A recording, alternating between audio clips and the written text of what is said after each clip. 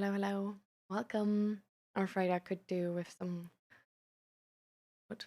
I'm afraid I could do with some calming down as my girlfriend isn't the best place right now. Oh, you want to talk about it?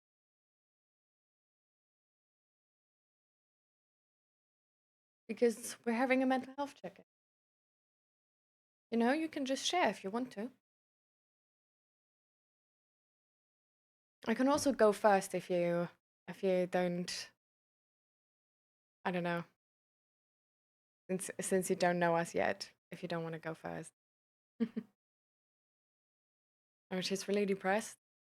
Oh, that can be really hard. Hmm. And what? She's at the harm stage. Oh, okay. That's indeed really tough.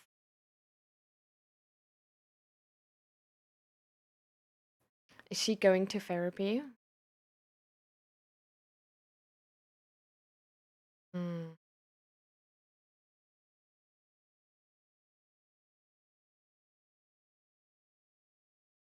Get well soon, Pyro again. I just read the message. Ooh. Drink tea maybe or something.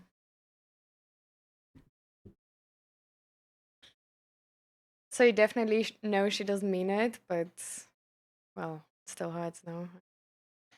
She also though would live under the NHS. She doesn't like wait what?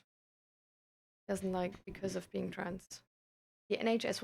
What is the NHS? I'm sorry. I live in the Netherlands and I don't even live here too long, so I'm not really involved with the short terms at the National Health Service. Is that American? Or it's apparently the healthcare system in the UK. At least that's what ChatGPT is saying. I see, I see. Uh, so she was in therapy, but she like ditched it, like is not going anymore because it sucked because she was trans. Oh, I don't even want to know how much they cost. Private healthcare can be like really expensive. Mm. But so she's still going. Like there's like she has support and she's walking through it. But just sort of right now she's yeah, not at a good not at a very uh socially helpful stage in the being depressed phase.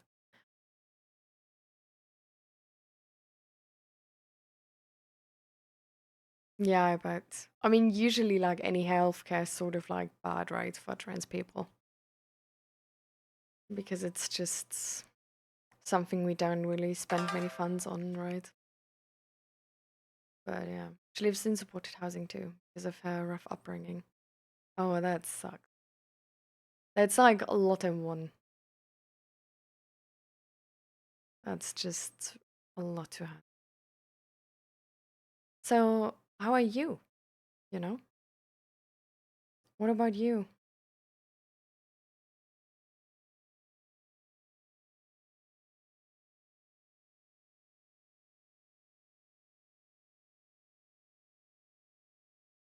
That entire situation sounds, well, horrible is not really a word I like to use because it's like to me I just remember when I was in therapy and when I had to like talk about my upbringing sort of like I don't really like talking about my upbringing, and it's also because of that, because it's like I don't want to,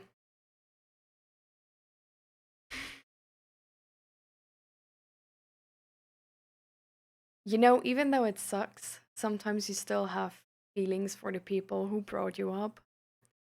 So it's like a really weird situation where if you tell people what like harm or whatever your parents have done, they might react in a way of like, oh my God, your parents are horrible people. They're like bad humans. And then you're sort of like between chairs because you sort of like still love them, maybe. At least that sort of was the situation for me. So I don't know, it's like a really difficult situation to have this like these are conflicting emotions and having like another person sort of like have the third person perspective, but it's like really easy to not feel seen anymore because you have so many conflicting emotions about this, and for the other person it's sort of like more clear because they're like, oh yeah, it's horrible. But that's why I sort of like really like to sticking to words, for example, like difficult or exhausting, because that's something which is like you don't have to put blame on anybody, but it still acknowledges the energy it takes to be in that, and sort of also like the suffering connected to it. I had to contact her in the ambulance for her, to be honest, because I'm too far away to be able to help her any other way. I'm a roller coaster. Oh, so it's also like a long distance relationship you have with her. Or are you like on vacation and like right now you're too far away?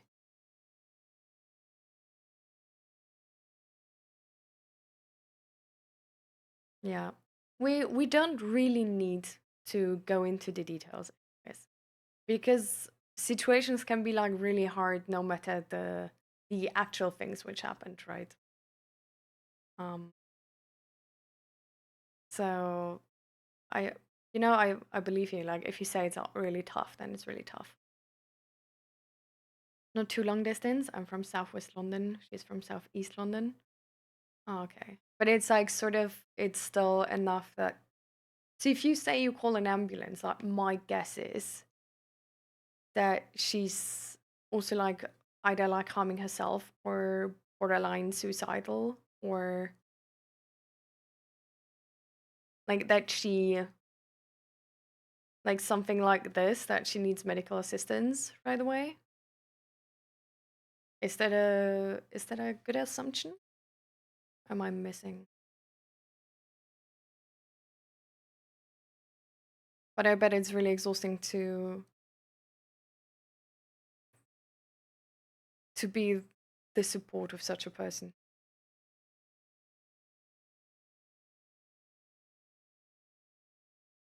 especially because it's like not really fair, right? To her, and there's like not really much different support.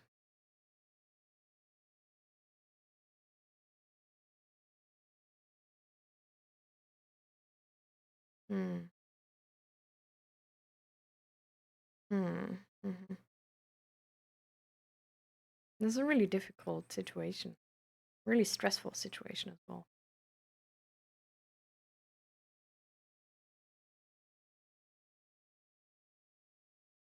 Does she have any other support?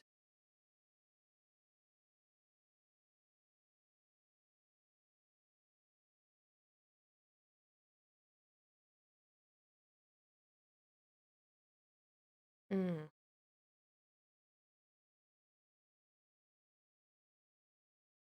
Okay.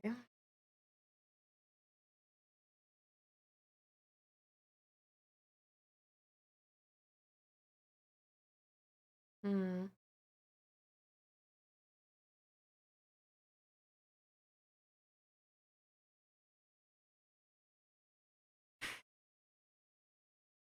Really tough. How do you feel in these situations? Because I bet it's like really stressful.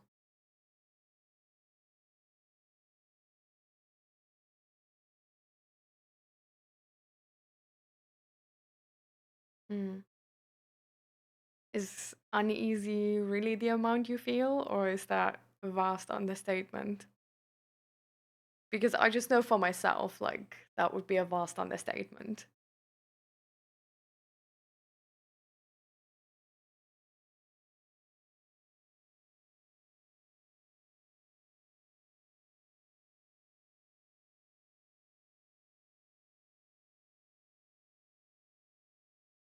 I know her conditions, and I know it's not really her talking, if that makes. Does she have bipolar personality disorder? So, like, does it only happen if she splits, sort of?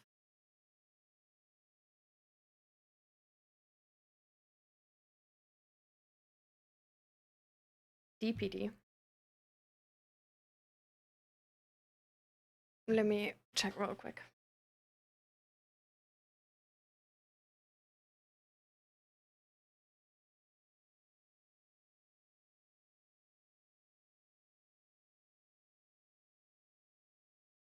I just wanted sort of like to know what it means, and my phone just answered with, "Oh, it's an international parcel delivery company." So the dependent personality disorder. Ooh.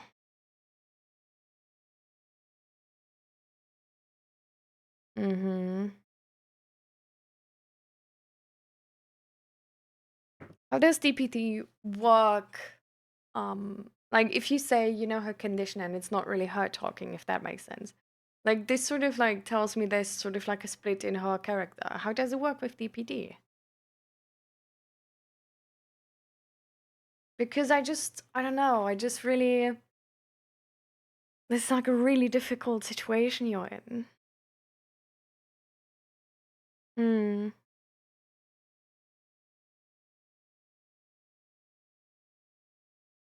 Actually, I just noticed that we just came back to her immediately again.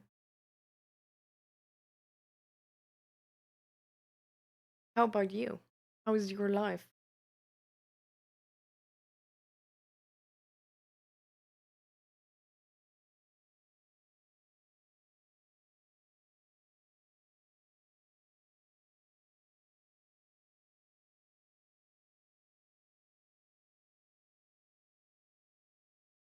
Hmm.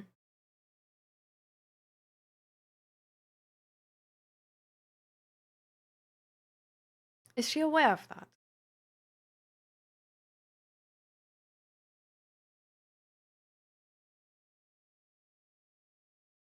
Hmm.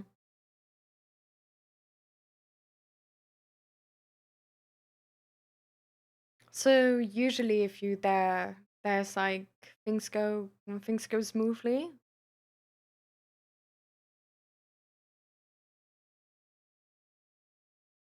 and only when you're like usually.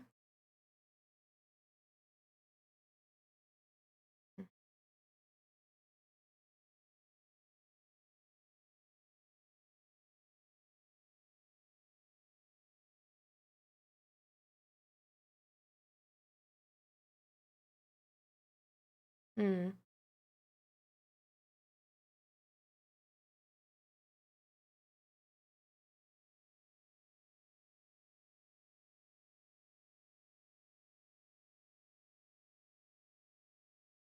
It's really fine.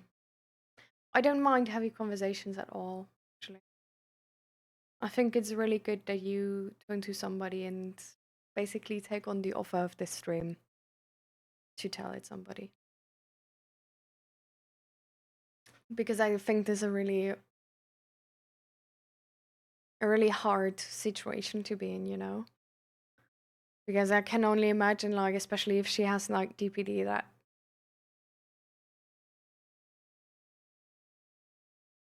it's really hard to have proper boundaries, you know?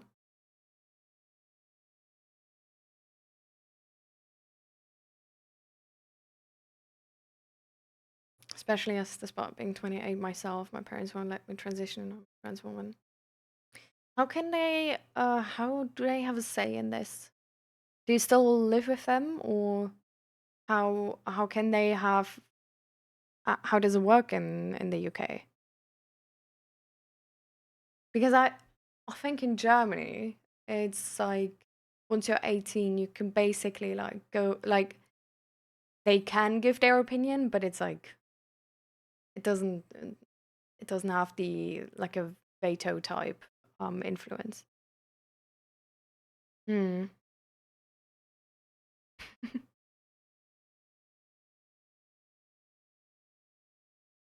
It must be really nice to have someone who who I guess understands the struggle of being trans. I think it sort of gives you to special connection, probably, right? To just actually feel understood by one person. Because I bet there's like so many things which are like really annoying and you don't really talk about it because it would like take too long to explain or the other person wouldn't even understand and would just be a bother and stuff like this. Mm, damn. How is rent in London? Rent in London must be incredibly high, right? So I guess there's like no possibility of like finding your own apartment and stuff like this.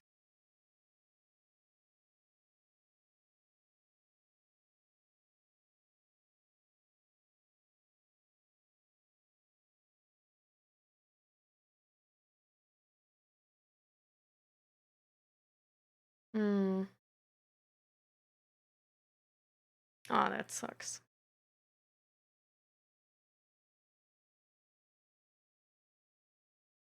You carry a lot.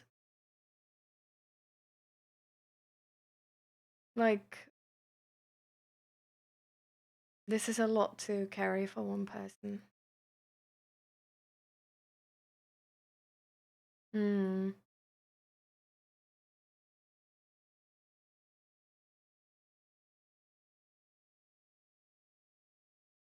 Are you looking for a job and what type of job are you looking for if you're looking for some?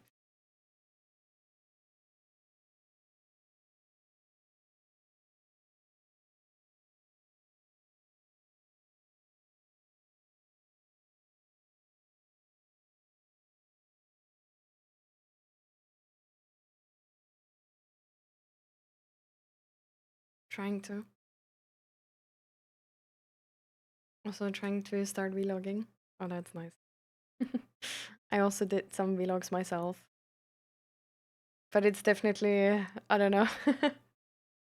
Like YouTube always feels like there's like you need to be like really lucky or like really good to I don't know to get any sort of views. Like none of my videos have ever like really made it.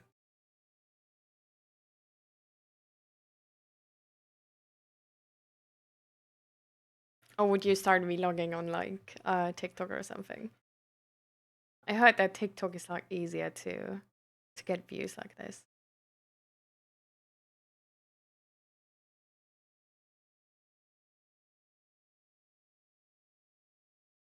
Yeah,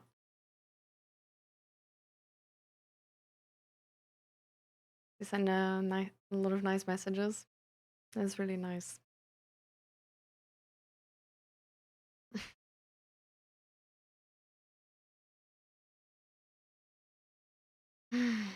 That's really hard. How do you feel about this?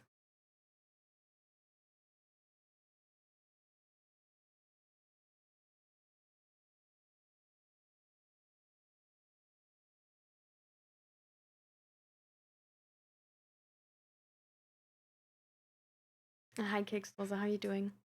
Welcome, welcome. I need to fix. Come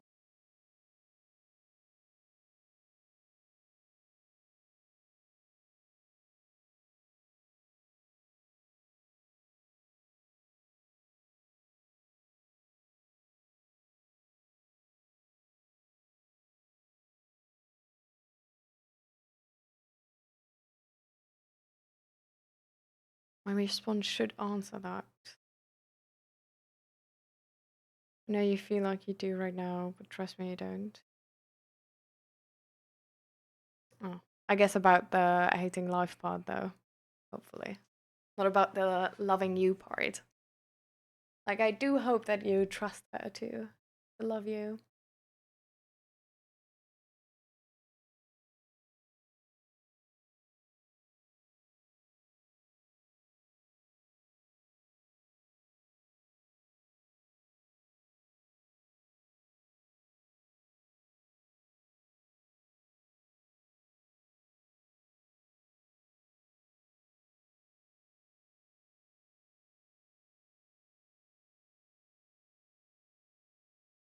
I'm just changing for a second how often the commands are showing up so that we're more on our own, I guess. Or like not on our own, but like that we just don't get bothered all the time by the bot.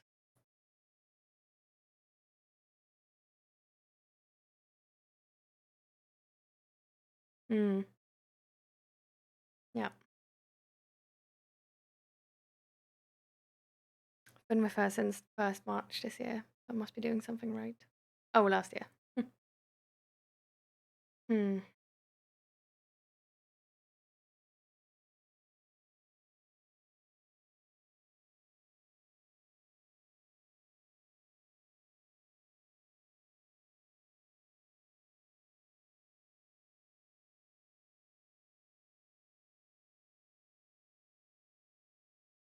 Kickstores and Pyro, how do you feel about this topic? Do you feel uncomfortable with this?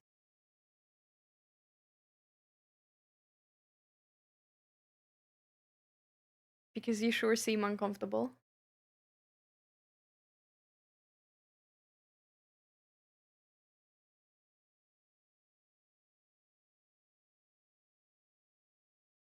Because I would really make sure that whoever is talking about something like really intense is has the feeling they are heard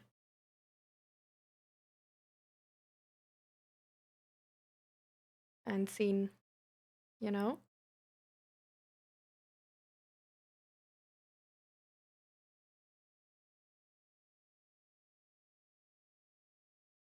I think this is like honestly, I feel like sharing this feeling though, the feeling of like being overwhelmed even though you're a second person is already really nice, you know?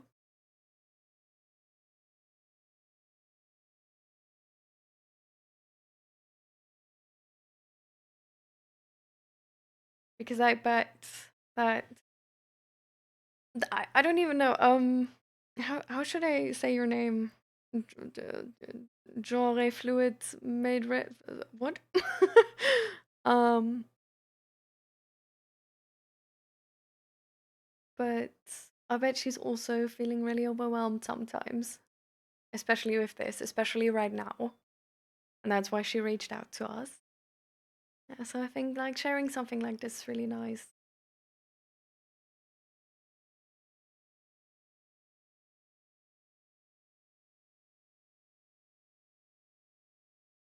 Genre, genre fluid made red. Okay.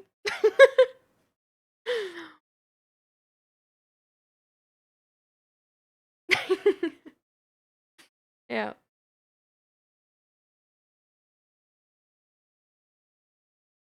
Works front. Wait, I'm confused.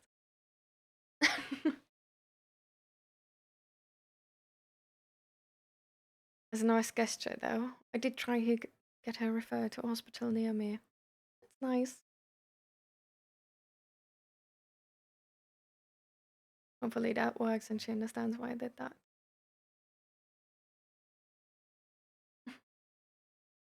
Jara or Alice? Hey, I can try Alice, but I'm really bad with names. So if I just call you Jara again, then don't worry, okay? But I'm gonna try Alice. Um, you know, when you say all of this, it's like really like hey, definitely I shared a feeling of Pyro and Kickstores. Like it's really like it sounds really overwhelming. And listening to all of this, hearing you talk about this is it's also making me feel like really worried, you know? Because this seems overwhelming. Like it seems like an overwhelming situation. Like it seems like it's too much and you need help, you know? Like you need not help in terms of like you need to be fixed, but just help in terms of like support, you know? You need to like this seems like too much for one person to carry. Yeah. I'm really thankful if people have their names in their names. You know what I mean?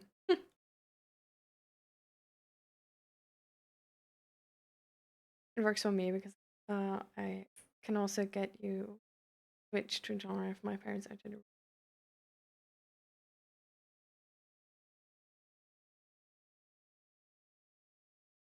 would.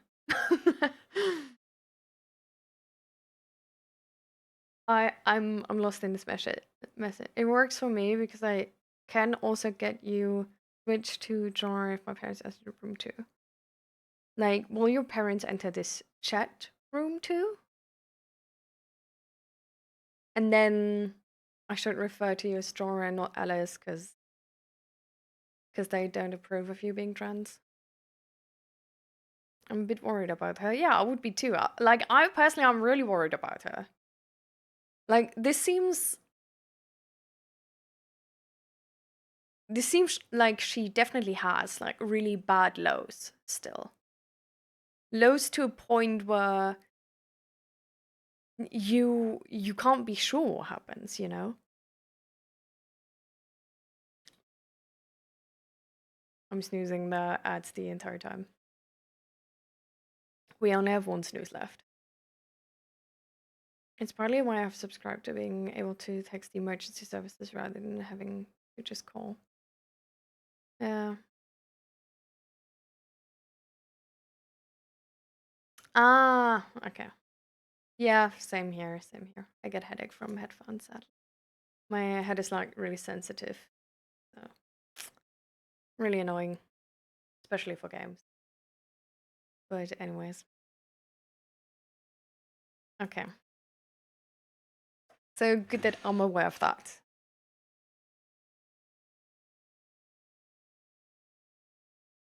But is there like Hmm.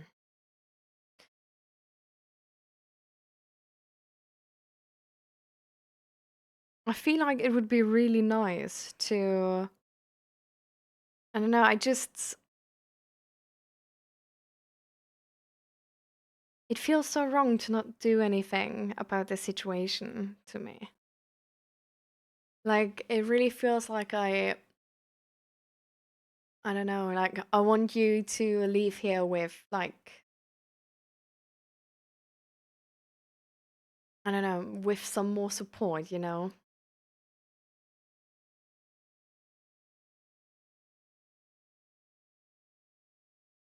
No, no, no. That's. I mean, I know. It still sucks though. You know what I mean? Like, it still sucks. Like, I really like. I don't know. I'm trying to like think about ideas how there would how there is maybe like more support.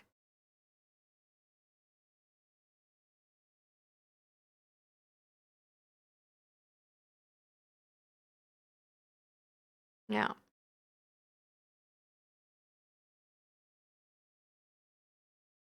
because I feel like there must be like more support for her as well, right?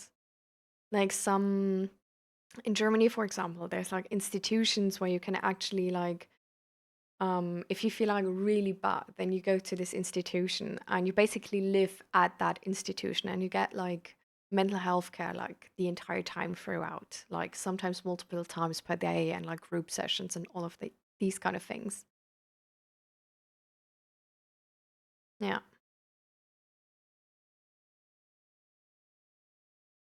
I feel like it's really good that you did, Alice, because I feel like, you know, like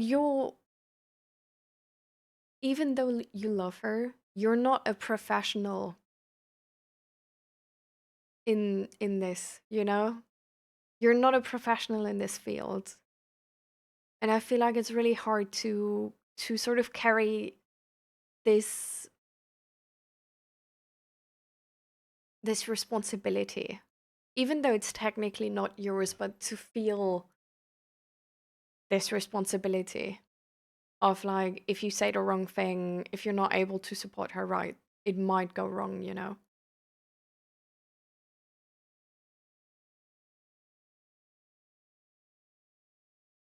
Hmm. I mean, maybe it's worth looking into that if that, like, if it's still like that, or if there's like something different,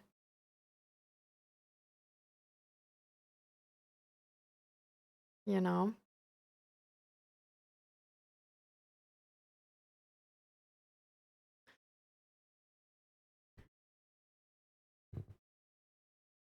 But yeah, this is a really hard situation. And I don't, you know, like the fact that you say, like, don't get me wrong, though, I really love her, though, it's like, I never question that, actually, you know, because it doesn't, you know, it doesn't mean that you don't love her in any way. It's just, it's just a lot, you know?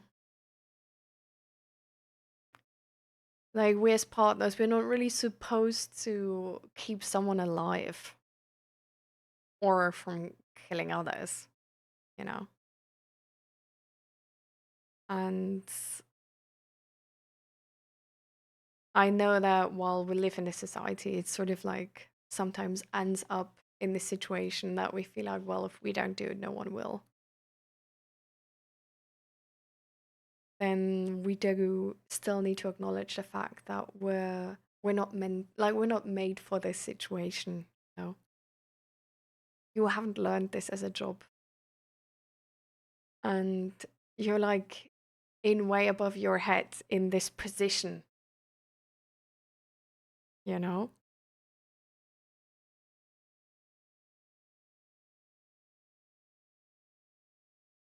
yeah.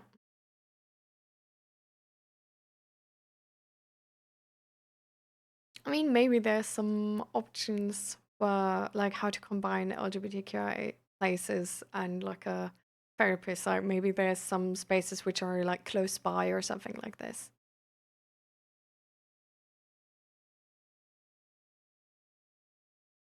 Mm.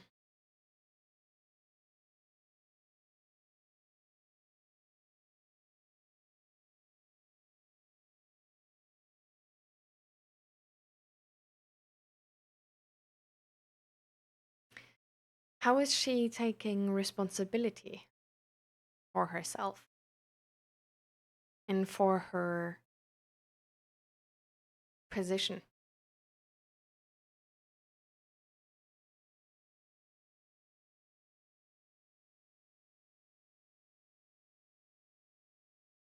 Because I feel like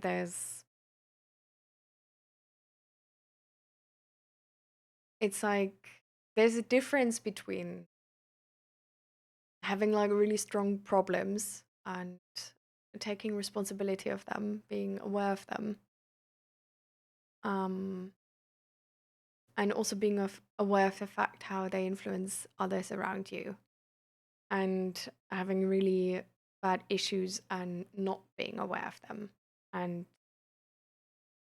also not being aware of how they push others around you. She doesn't mean it. She's not actually against them. She just often calls them vegetables due to internet meme culture being the way it is. I feel like that's, you know, like,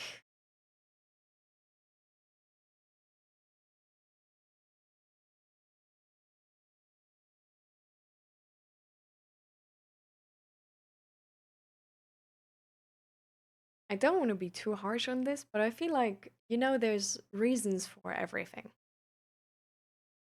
Doesn't mean it's an excuse.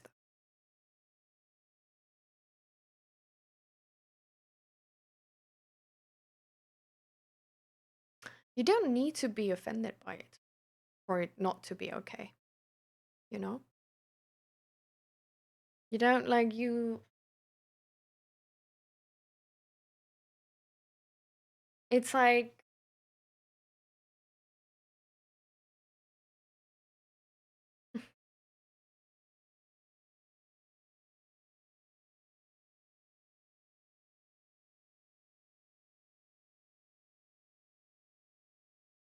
I'm just saying at the end of the day, she needs to take responsibility of her own doings.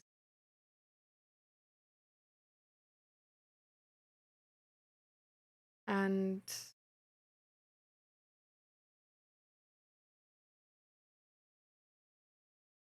otherwise it can like really easily lead to a toxic relationship. Mm. But this is even more responsibility you carry. I feel like. Like to me this sounds like even more responsibility.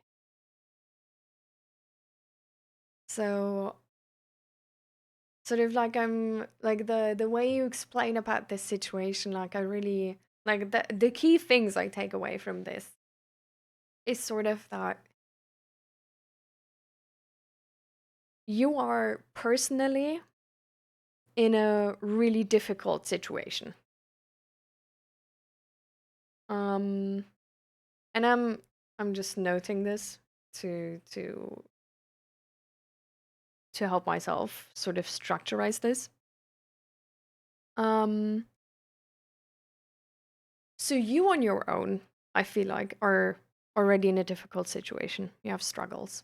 And you could really use support for these struggles to actually, you know, like really fulfill the potential in life, to really lead a great life. Oh, the ad is coming in, apparently. At least Twitch is telling me that in 45 seconds the ad is gonna start. Um, and the ad is like quite long because I only have it once per hour. That's so it's like the full 3 minutes. Um, so if anyone has that ad actually, because sometimes it just doesn't happen, um, use it to drink something, do a few stretches, do some breathing exercises, maybe some deep breathing, and uh, yeah, definitely tell me if you have it or don't, because sometimes people just don't.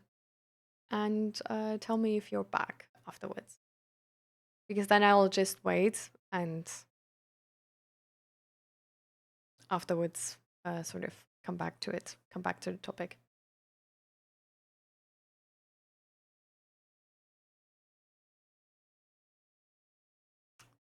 So apparently now the ad is supposed to have started. So just if you don't have the ad now, then tell me because like no ad. That's nice. Yeah. I mean, why would Twitch tell me the proper information anyways? Okay, so anyways, we'll just keep that in mind for the next ad, for the actual next ad, okay? So, yeah. Um, well, I if I could actually, I would absolutely disable ads. I hate them so much. Like personally, I can't watch ads. Mm. Yeah, now it's saying like ad breaks ends in like blah blah blah minutes. So like I don't know, you don't even have an ad. Now? Lol. Okay. So we'll wait now.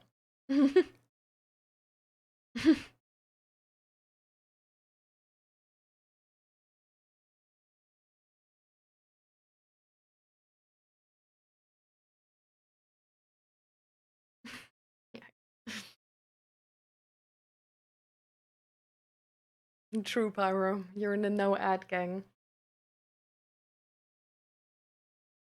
Oh, that's such a difficult situation.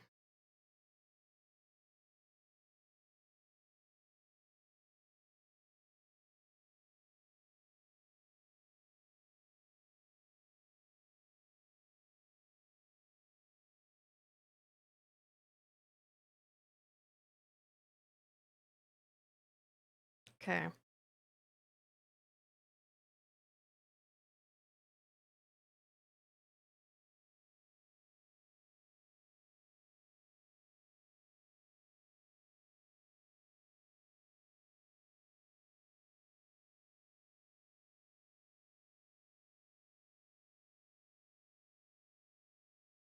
Why is Kickstars having wah?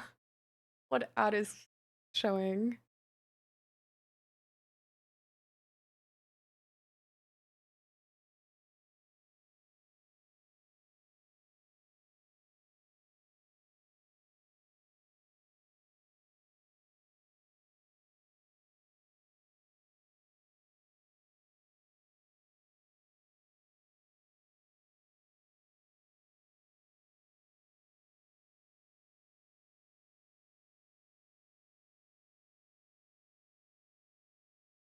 Ad is gone?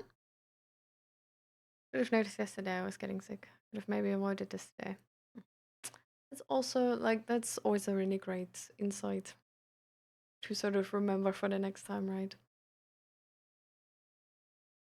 Well, karma. Oh, the ads didn't work for you? So you didn't even have ads? Oh, yikes. Anyways, then. So, then I'll keep going, because I was waiting. Um, so I think you personally are in a really difficult situation already. And you could need support on your own, you know? You need a person to talk to and energy to sort of like, for example, like find a job or like build like a resume to find a job.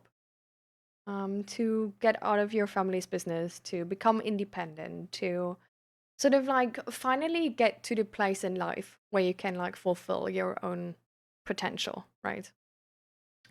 And I feel like the other big thing I'm getting from this conversation is that she also has a really hard situation. Like her situation is also really exhausting. And she had a bad childhood, and now this, all of this, like so many things coming together on this. Um, and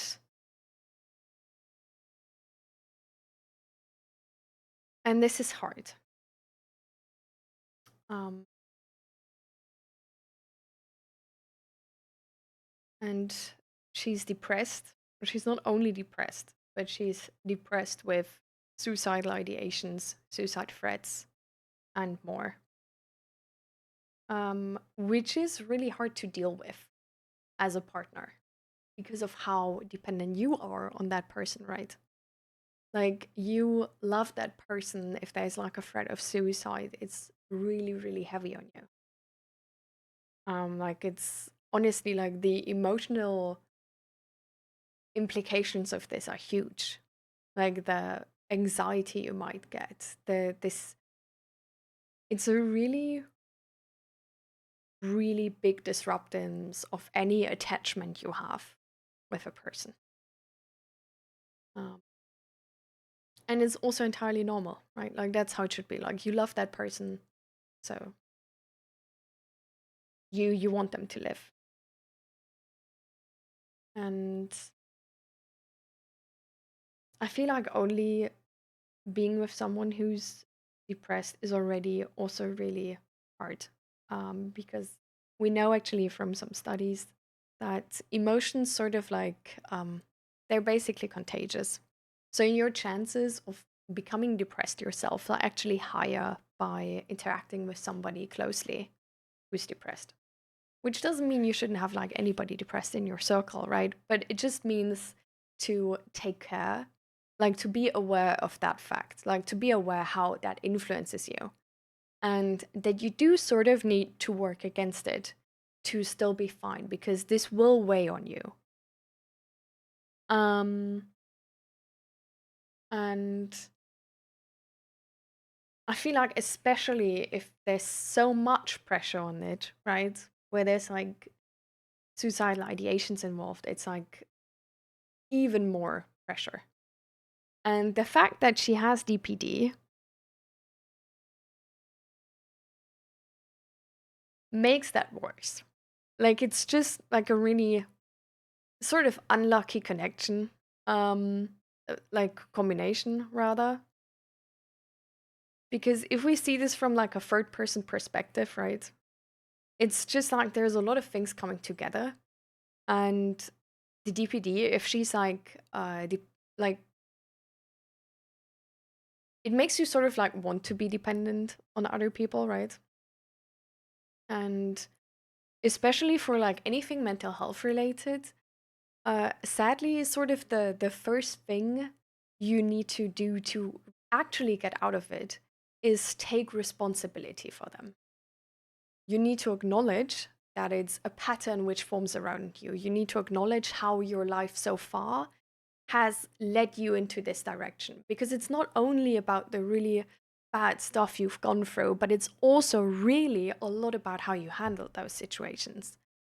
Because even though, of course, her life seems really, really complicated and really hard, we also know that a lot of people go through traumatic experience and don't get traumatized.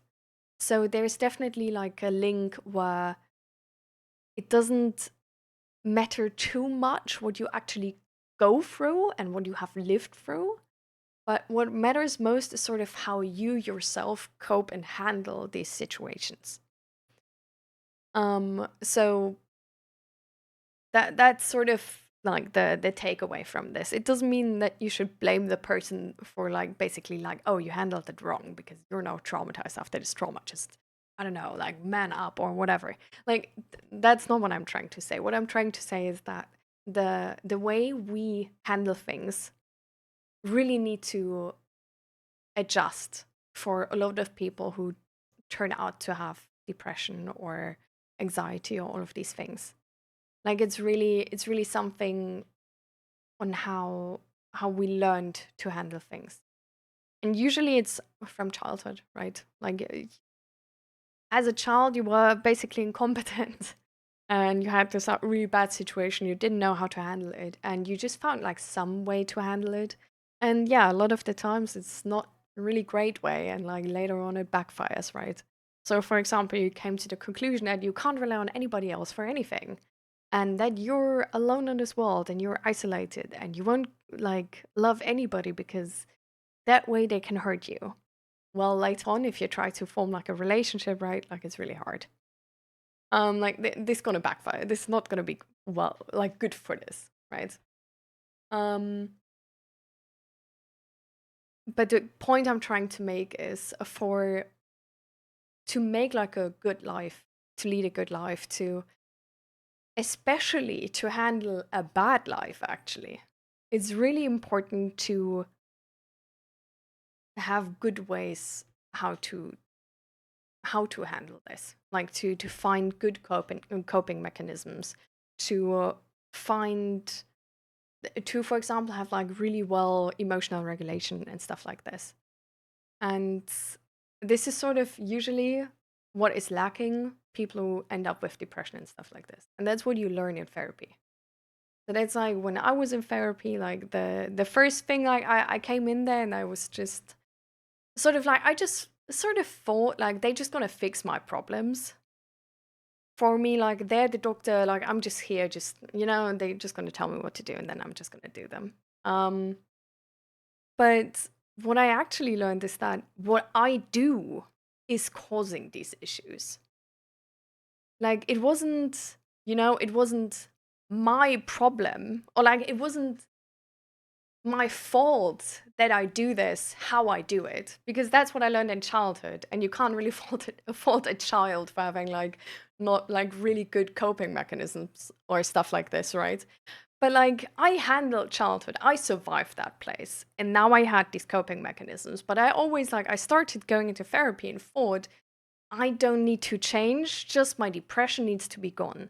What I didn't recognize is that the depression is a result of my actions. Like it's a result of me, for example, not talking about anything emotional and bottling everything up. It's a result of me sort of masking in social situations and trying to like handle every person and not give them the responsibility as well to, sort of like take part of the conversation as well and like take responsibility of the conversation. And so I didn't see that connection, but I think that connection is so, so important to actually fix things and to actually get better, because otherwise you're just going to find something which like an addiction, for example, which is going to help you for to some extent, right? But you're not going to actually get out of it, you know? So that's why I'm worried about her not having that, made that connection. Because you can be really, really depressed. You can be having these moments where you just split, of course. Um, but what worries me is that she's not taking responsibility for her actions in that moment and just putting the responsibility of her parents, for example, her life and stuff like this. Because even though they definitely even though it's not her fault that she once like made these coping mechanisms and like formed this uh, world belief system, and that, for example, she's not responsible for being traumatized or something like this. She is responsible to make the change happen, and if there's not any responsibility being taken, there's not going to be any change happening. There's only going to be better or worse coping. um where I don't want you to be in, because that's really hard. Like, because you can't make a person see that either, like, really, um if they don't want to. Like you can tell them for sure, and if they do see that, then they will take on about that. Like, that's sort of, like how my therapy worked. Like, I came there like fix stuff, and then basically like it turned out like fix yourself, and I was like, okay, I see, I'm gonna fix myself. um you know Exactly. Like, she's responsible for the life she's gonna lead, Like, and she can, like, it sucks to say, but if you want to commit suicide, you can in our society. You can. And it's not really anybody's, like, it's not really something which you shouldn't be able to do, right? Because, for example, I personally, I'm like I feel like there's a situation where you like can choose to die if you have like a really bad illness, for example, right? Or if you're like really old and you don't really, you can't do anything anymore. Like, there's this option, I think, in Switzerland, where you can choose to die, and I feel like that option is fair. You know, like, I think nobody who doesn't want to live has to live. Um,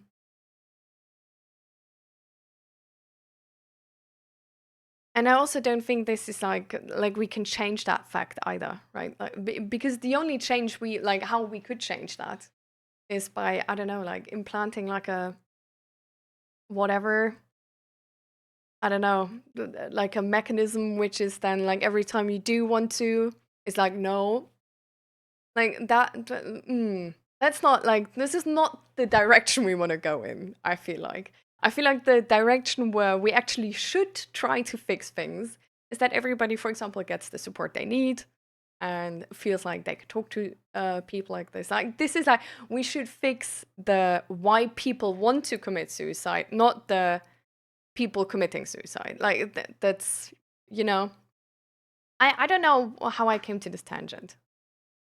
Um, but I'm coming back now. So, mm,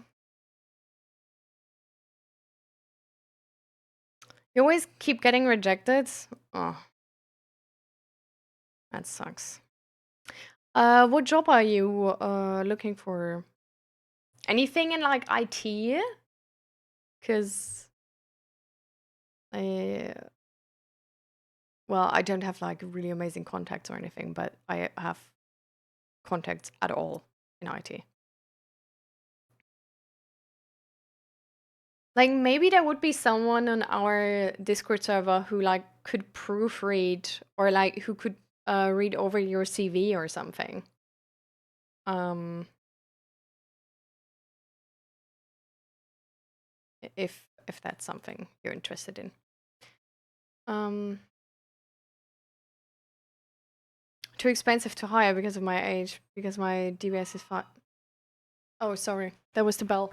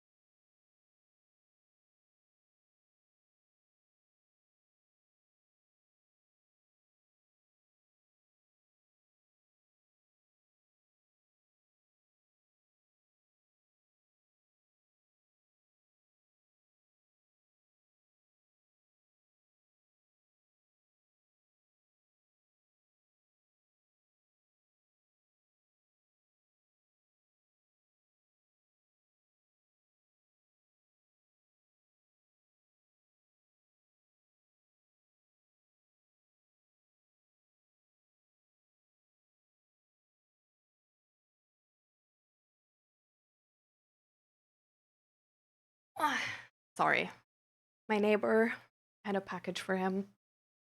Um, as sad as it sounds, most people I have dated have been the same. Why do you think is that way? Because it's an interesting pattern, right? Like, have you made any conclusions about how that happens? Ironically, this is my best relationship. She's also autistic, but that's not a bad thing per se, of course. Being autistic is not a bad thing at all. Like, I'm probably autistic as well. Um, you're welcome. Do you keep your VOTS clips so I can refer back to this if needed? Now I will. Now I will. Ironically, nostalgia is my coping mechanism. Oh, I see that. For me, it's like nostalgia is like a really weird coping mechanism, actually. Because my childhood hasn't been great, but some moments of my childhood I really romanticized to the point that I now just like, I really get happy thinking about them.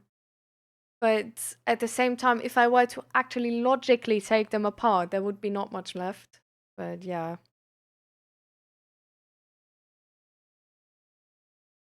Not having to worry about the rise of fascism in my country, etc. Not only in your country, that's the really scary thing. But yeah, I think that's definitely it. It's actually it's part of the topic I wanted to talk about later on. Uh, because I only today came like to another conclusion about this. I wanted to explore with you. So we can actually go into that later. So should I say to her, you are not responsible for your past, you are only responsible what happens in your present and beyond? Well, potentially. Um, I feel like personally you should talk to her about your fears. That it's like how hard it is for you, you know? That it's like it's,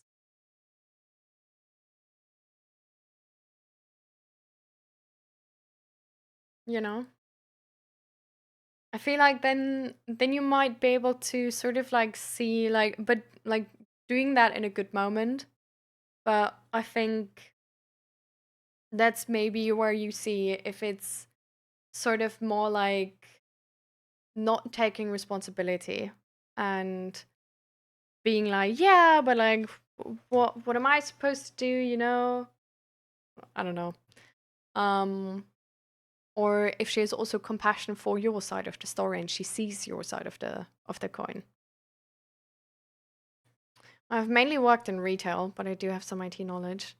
Oh, right, because in retail it's like age dependent how much you get paid. That's the same in the Netherlands actually.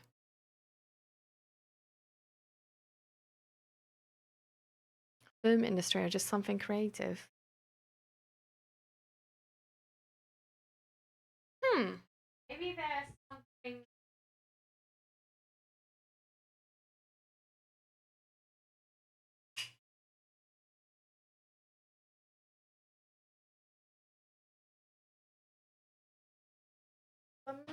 heat. Yeah. I can't do anything about the dots in my face. But maybe there's like some I don't know, like sometimes YouTubers have like job offers for like people who cut their TikToks and like YouTube videos and stuff like this. Like maybe that would be an option, like to get some expertise in this and then sort of do something like that.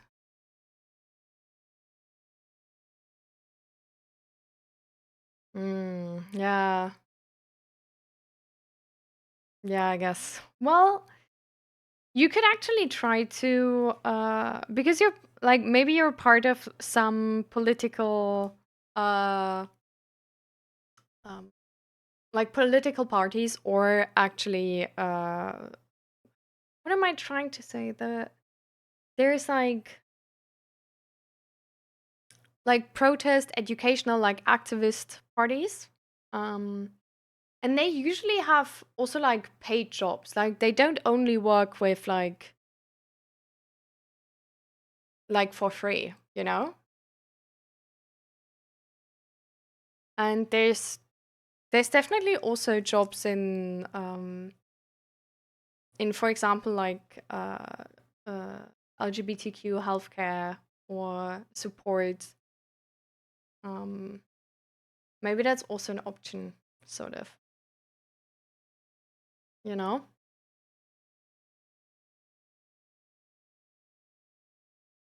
Oh, are you there by the way? Since I came back. Just making sure.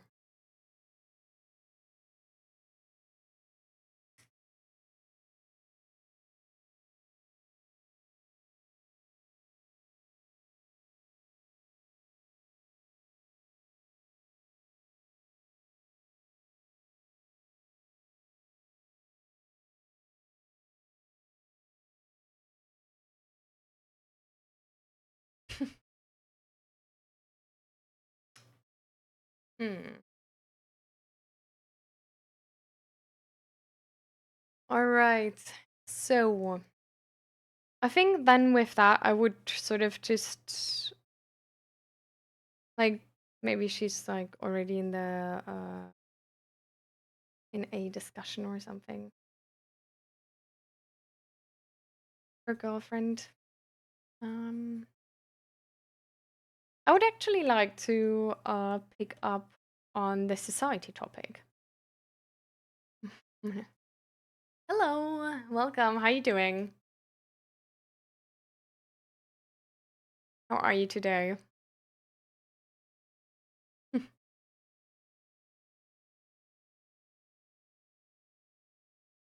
Mm.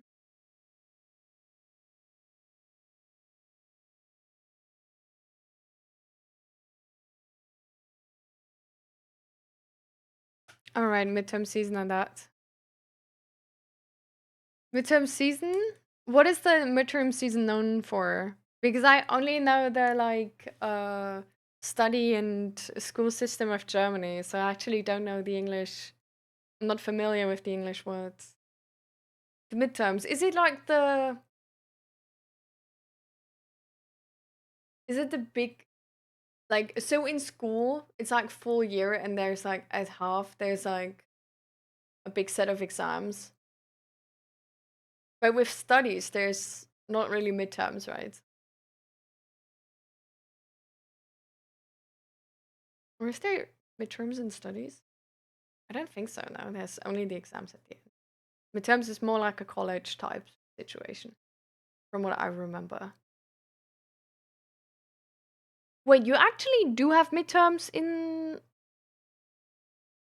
your studies? No, in college. Okay, okay. You call college also with like semesters?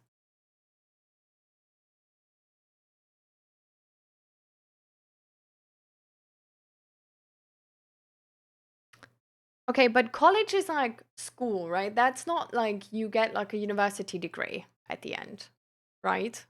Like I'm correct about this, right? Like I need to know. Somehow the only thing I've eaten today is some soup. Being sick is no fun. Oh, yeah.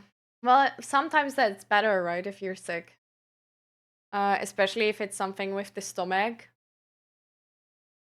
because then your body just because like eating is like exhausting, right? And like figuring out what to do with the food. Yeah, I get a university degree. I don't know. You say like college or university. I thought college was like school. Oh my god, I'm so confused. Okay, so you're in university. Okay, so college is university for some people now. Okay. And there's midterms in your studies, in your semester. That's crazy. We didn't have midterms in our semesters.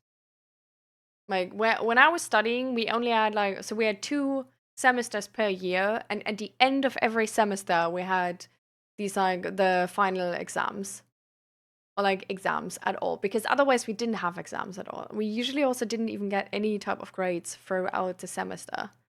There's been like some exercises you do throughout the semester, some things you were supposed to do, and there you can get grades for. But with most classes, it's just you have like one exam at the end, and that's your grade. Period. Nothing more. You also don't understand? Damn. At least I'm not alone. At least it's American. Uni is British. No, that's why I use both. I know that like the Dutch people also use the term college, but I think they use it as school. But I'm not too sure either. I don't really get the Dutch system. Like people explained me like multiple times, but it's really complicated because you can like sort of like it's more like the I guess it's more like the American system that you can sort of like you pick your courses, which is a very way different system from the German system, where you go to like basically the school you go to depends how high of like an educational certificate you get after you're finished. So there's no like easy just taking one like less hard class or something. You either take the whole thing or you don't.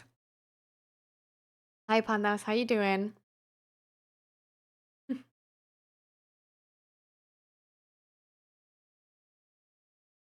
But so back to the original um to the original message.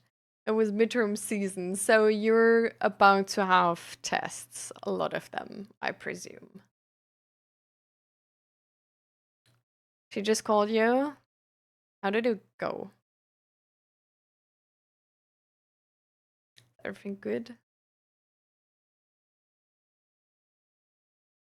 She's not happy with me calling the ambulance service. Yeah, yeah. Well, how not happy?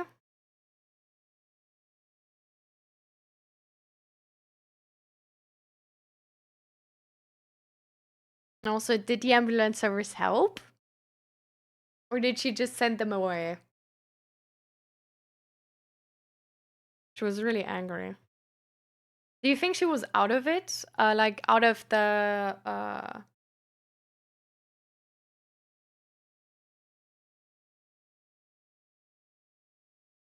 you're not sure if they are there yet? How long do ambulance services take in the UK?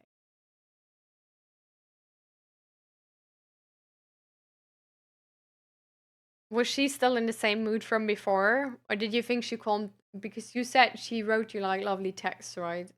So that sort of felt like she calmed down, but now she's really angry. Like, was it like a logical state of anger, or is sort of what I'm trying to get to?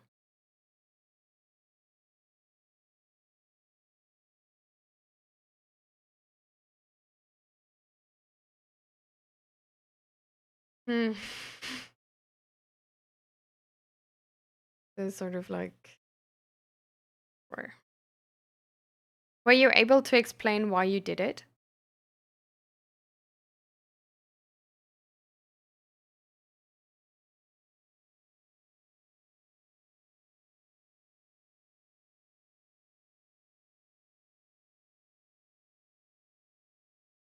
She was saying all his stuff to sit around doing nothing and get paid for it.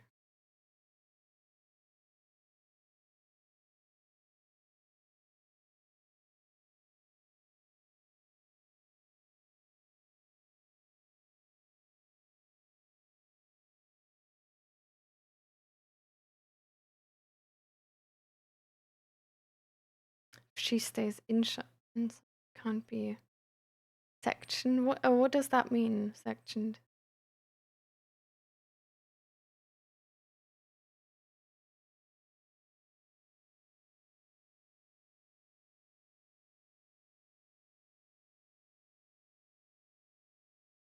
Oh, that would mean there's like the mental health, like the closed mental health facility.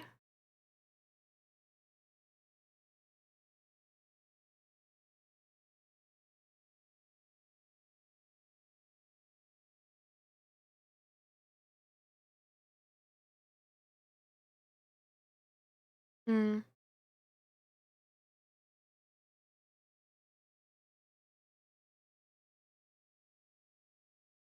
So she definitely doesn't want to go to the closed mental health facility.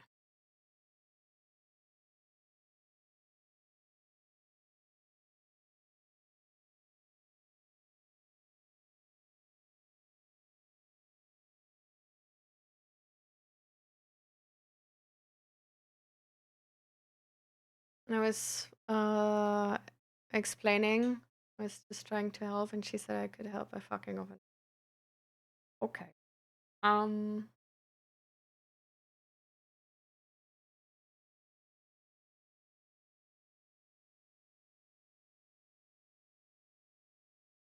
how do you feel right now? Like, this is harsh.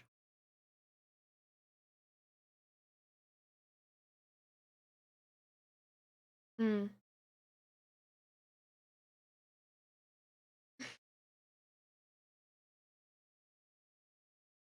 What is gonna be the next message?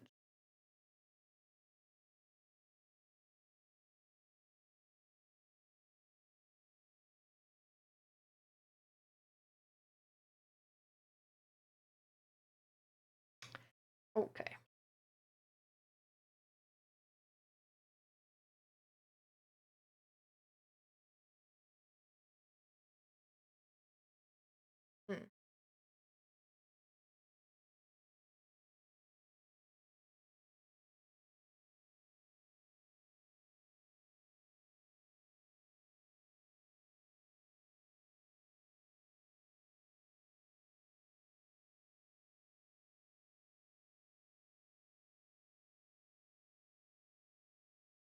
Yeah, confused and stressed for me, and worried.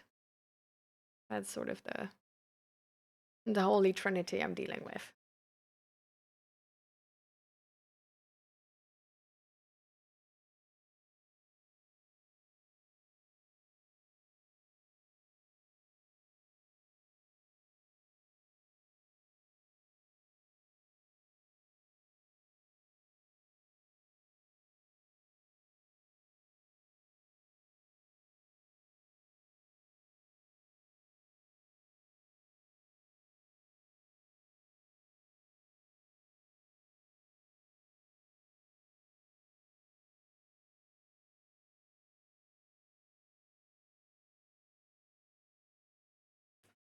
So she answered with, "Well, we're fine." To your I didn't intend to make it sound like that.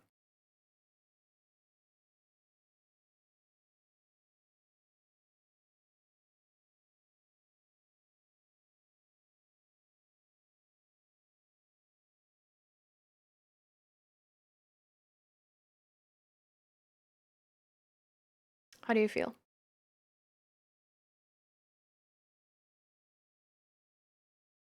Like, what do you think about that? Which thoughts come to your head about that?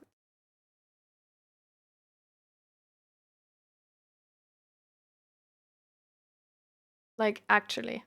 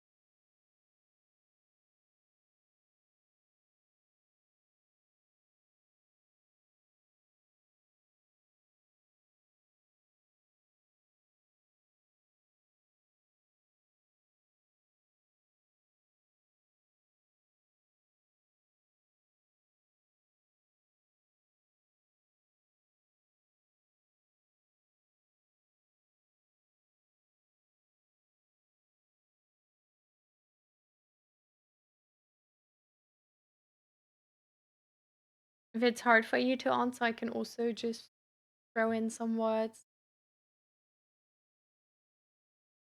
Maybe it's easier for you to relate to my feelings about this,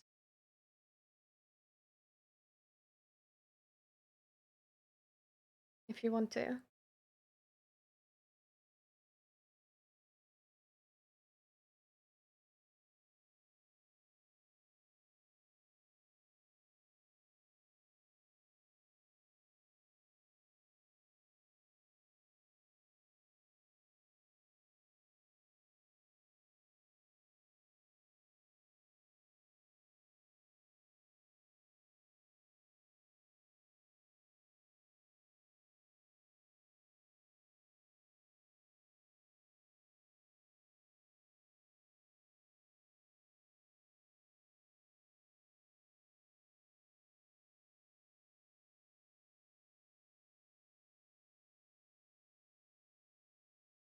You're right, Ellis. I'm getting worried here.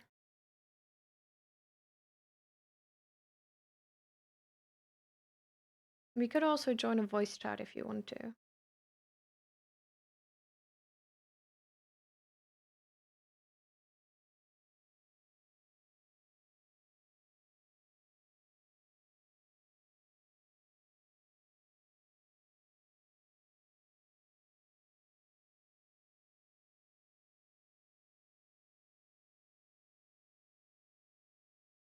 That's a good sign, Pyro.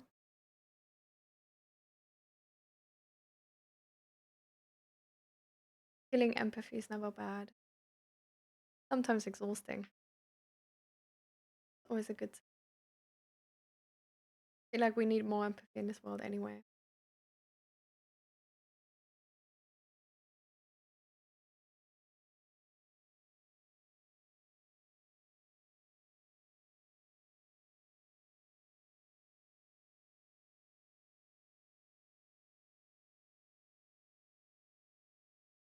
But I'm definitely also a little worried that there is no more messages coming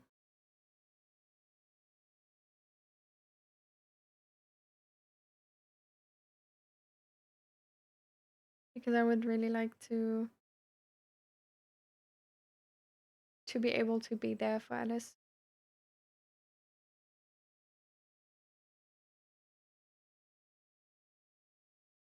and support her in this.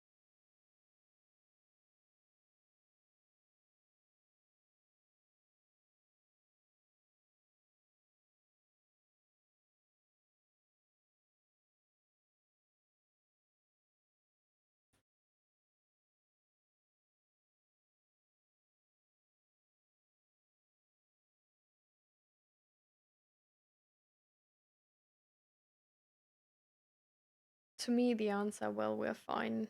To like to this talk like this is just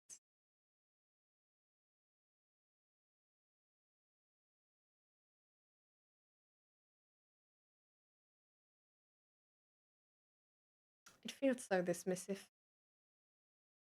Do you know what I mean, Pyro? Like,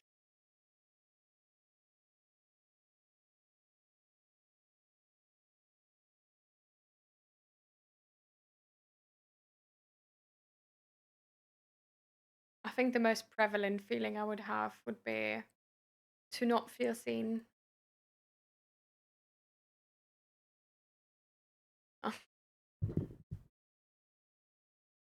I asked if you also interpret the answer uh, she had with like, well, we're fine to all of everything before as sort of like dismissive because I sure would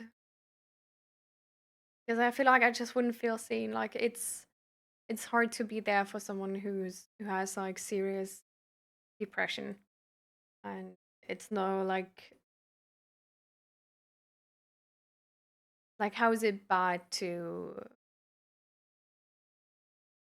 call the ambulance if you really fear for that other person like that. And then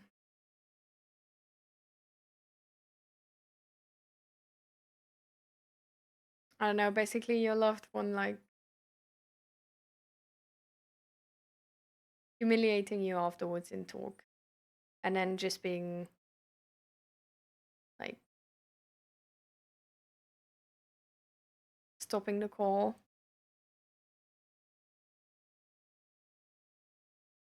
and then you actually feel like like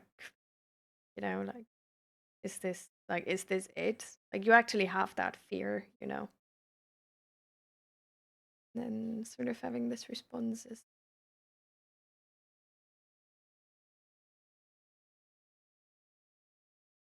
I don't know, to me it's like really different, but because I feel like if I would ask, like, are you trying to say you don't want me anymore? And the other person responds with like, oh boo hoo, is it all about you now, is it? And then you say like, well, I didn't intend to make it sound like that. And then the other person being like, well, we're fine. It's like to me that's has like such a big undertone of like passive aggressiveness. And it's also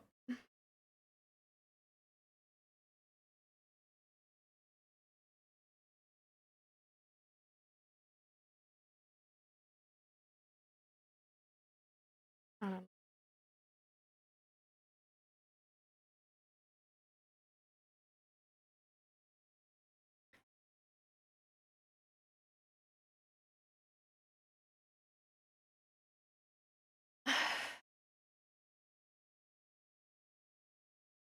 yeah.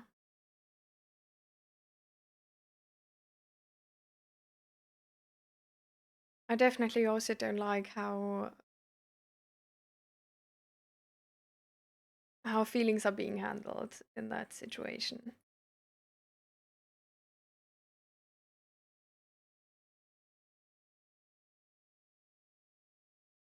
Because it's like impossible to win, you know?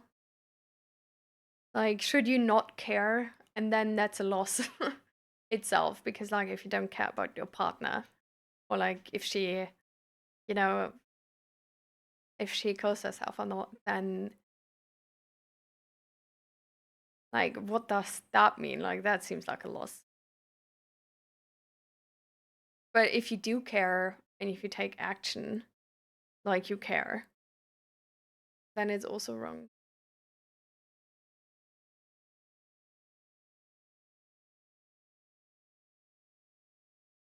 Like, it's a really unsafe attachment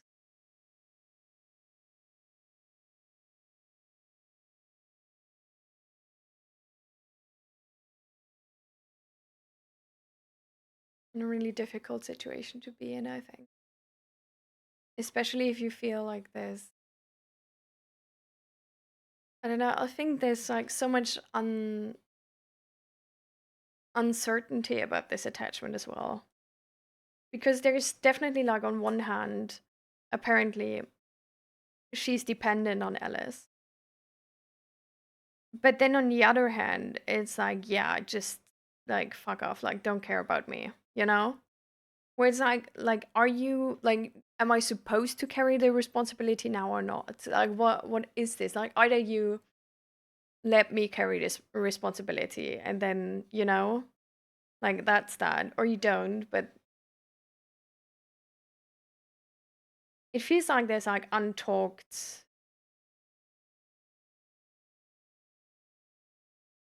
like it's not clear what everybody is supposed to do or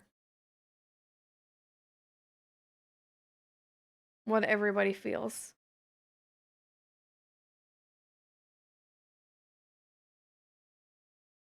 Yeah.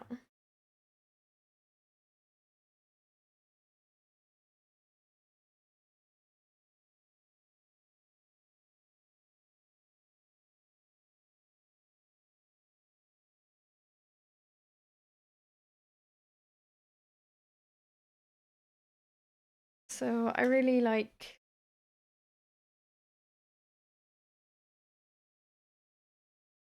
I guess Alice might listen to this later still because she said she's interested in the what's, right? Um,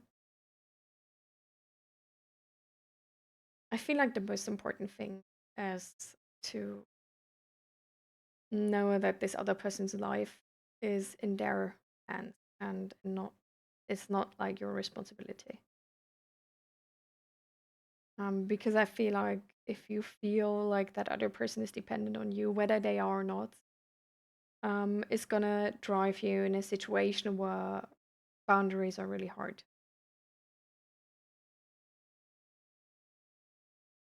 Because, like, how would you make the decision to, for example, like break up or something, if you feel like the other person's life is dependent on you not doing that? And like being scared of that makes like a lot of sense as well, right? So it's like, to me, really talking openly about these feelings of, hey, I don't feel comfortable with so much responsibility here. And I feel like if I were to break up, then you would commit suicide or that, whatever, And just talking about these things can, I think, already like really help. And just sort of like to clarify, because this can also sometimes be wrongly interpreted, right?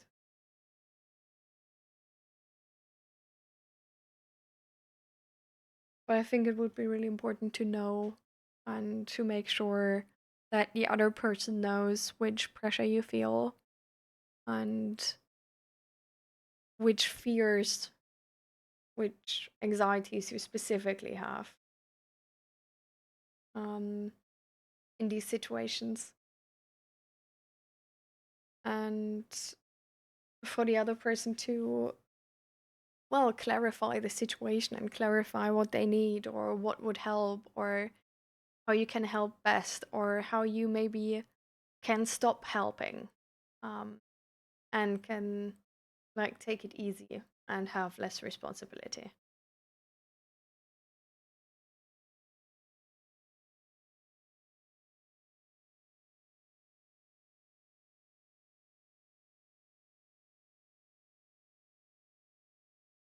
But there should always be, I don't know, I feel like you should always feel like you choose your partner and not that you just don't break up because you, I don't know, you know, because you've been together for so long or whatever.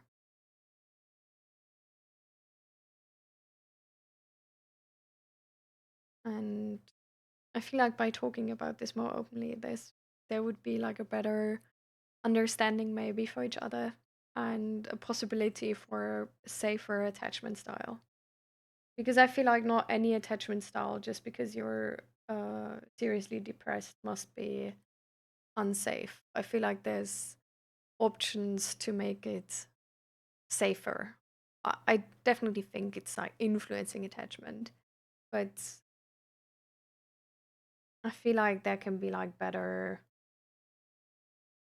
if there's a good communication about this and a lot of clarity about this, what the other person can do and what the other person is expected to do. Like, are they expected to help you and like because sometimes there's like for the partner of a depressed person, there's like a lot of pressure to fix the mood of the depressed person and to basically take all the pain away. And this is a lot of the time not really talked about in the relationship itself. And it's just sort of like hanging in the air. But I don't think that many depressed people actually expect the partner to absolutely like just make all their like negative emotions vanish. A lot of the time, they usually just care to have somebody there, have some support, which can, for example, also just be like not talking, just sitting next to them, um, which can also just be like bringing them a glass of water and like a warming bottle or something. Like there's many different things, um, and I feel like sometimes we can put like unwantingly like too much pressure on ourselves uh, to help our partner and to fix them or to fix their situation or whatever, while they don't even want that or expect that from us and actually want to remain in control. Um, so I feel like talking about this would really help to sort of like clarify what's actually like the expectation. Mm, and I think in just like basically any relationship, being able to communicate openly to each other and actually talk about your fears and all that is like really necessary.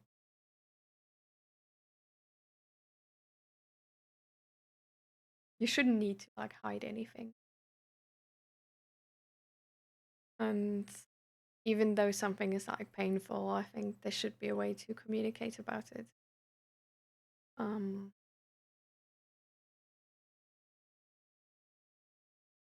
so I feel like this is sort of the takeaway. I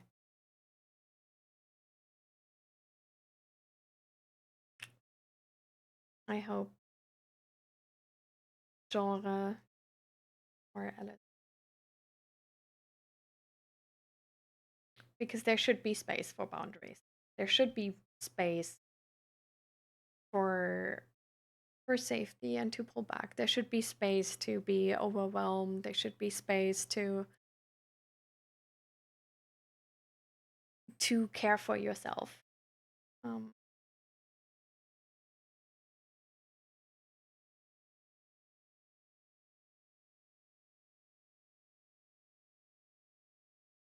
and in some situations, you just can't love your partner out of it or through it.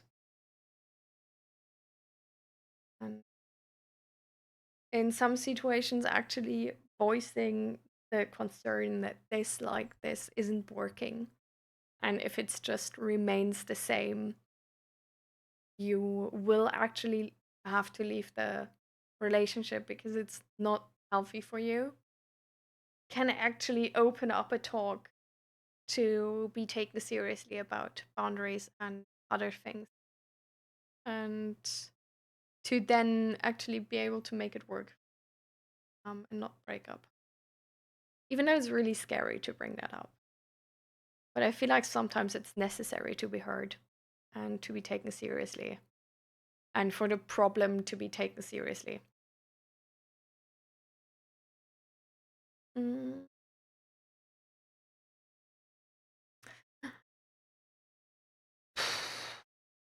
Yeah, I think that's everything, sort of. Um,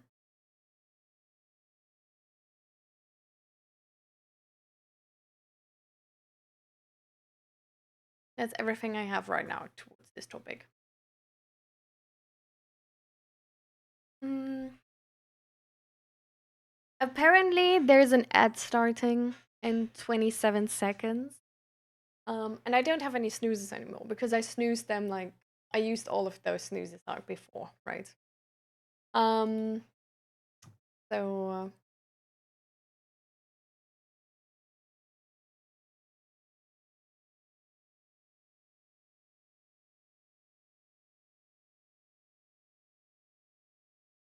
I'm just gonna sort of use that opportunity, I think, to grab some water. Also, do some stretches myself.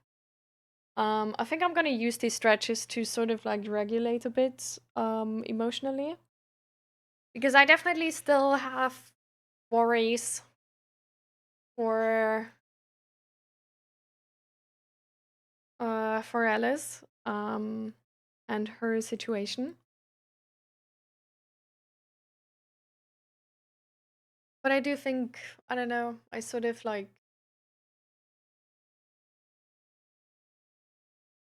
free stretch moment. Yeah. Actually, by the way, I was in a gym yesterday for the first time since a long time again. And it really felt good. And I hope I will keep going. So, uh, if you want to, like, remind me to go in the gym, in stream every once in a while. Like, basically, like every stream, just be like, oh, have you been to a gym? But yeah,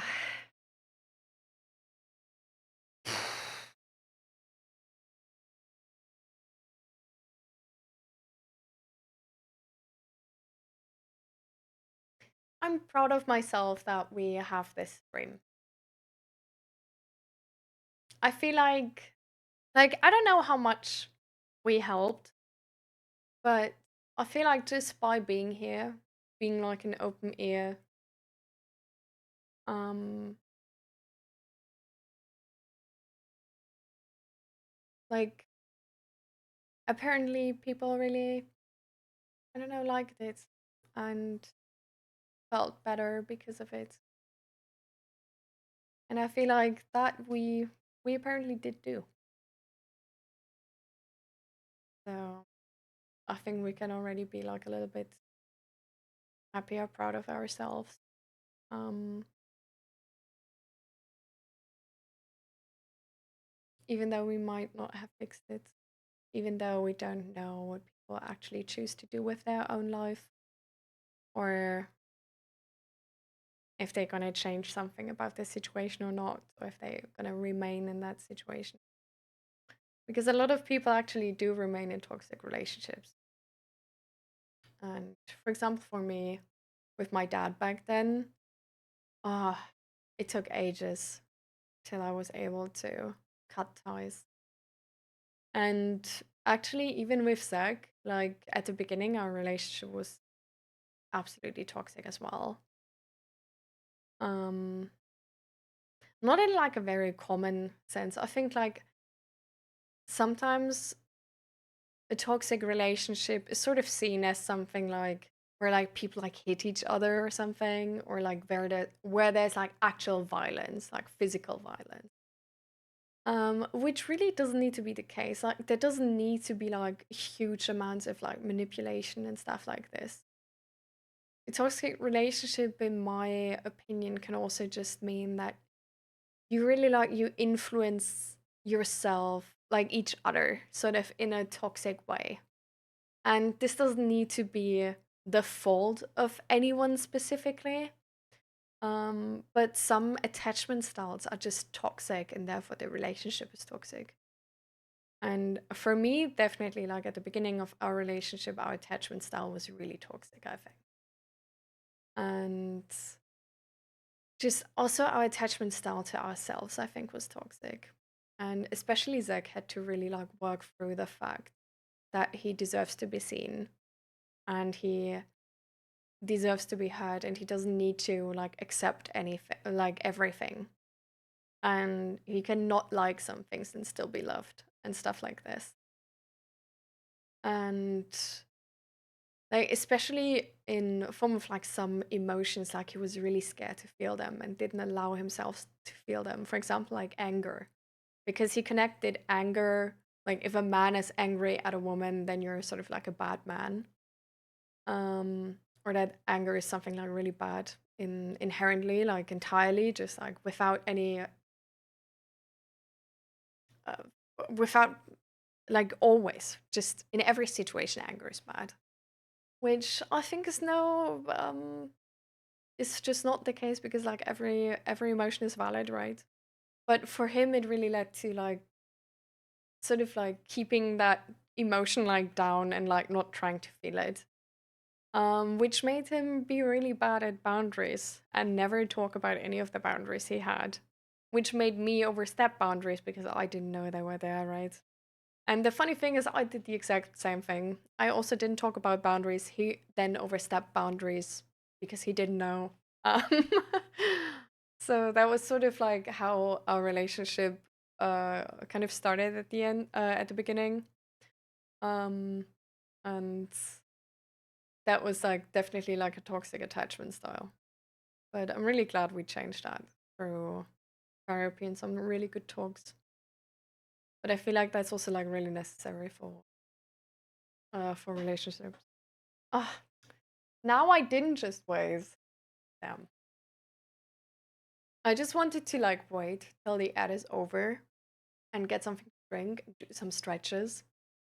And now I didn't, but I just got sidetracked to like a different topic. Ah, yeah, now I remember. I was saying we should do some like emotional, and then we went to relationships.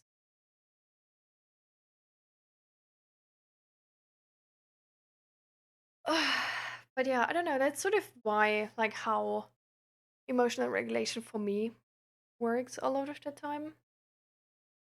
Um, to me, it's more like an active process sometimes. Like, really think about what I'm concerned about right now. Which, for example, with Alice, is that I don't know, like we didn't help, or she's feeling like really bad or something.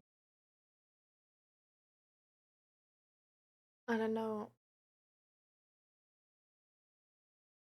I feel like in those moments it really helps to verbalize how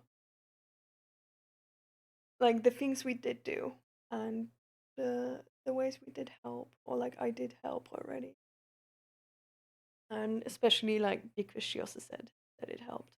And sort of to just have that back in mind and to remind myself that every person is responsible for their own life. So if a person is not reaching out for support, anything, and that's not really our mistake or anything. It's really fine, and if the person needs support, they know we're here. They know they can reach out.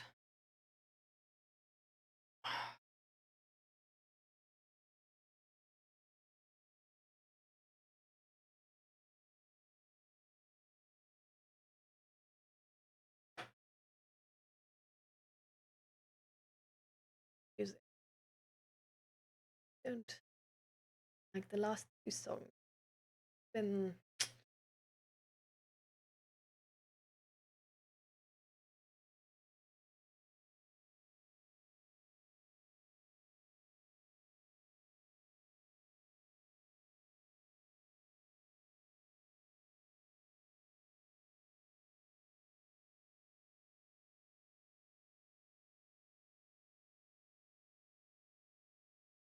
Hi Luna, how are you?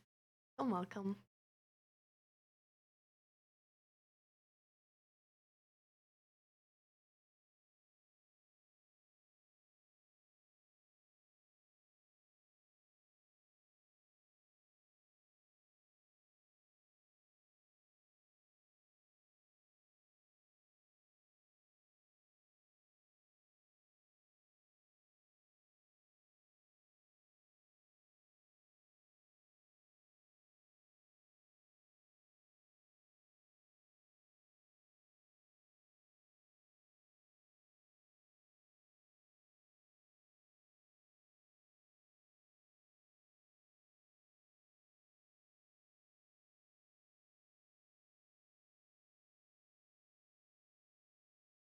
Yoga? Yeah, a little bit. Well, technically, like not really. Um, but just sort of like a little bit of stretching, emotional regulation, combined with that. So, if you want to actually take part in it, like I can do some uh like some stretches, but it's not gonna be like an entire flow with like the ASMR voice.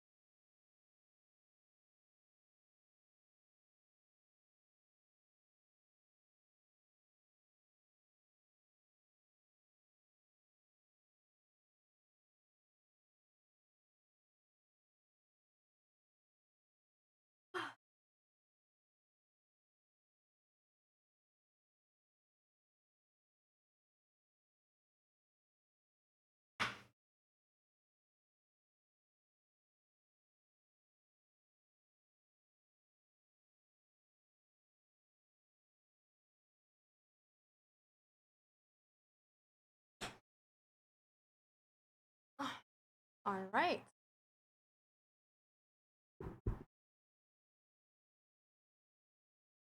That was my little bit of yoga.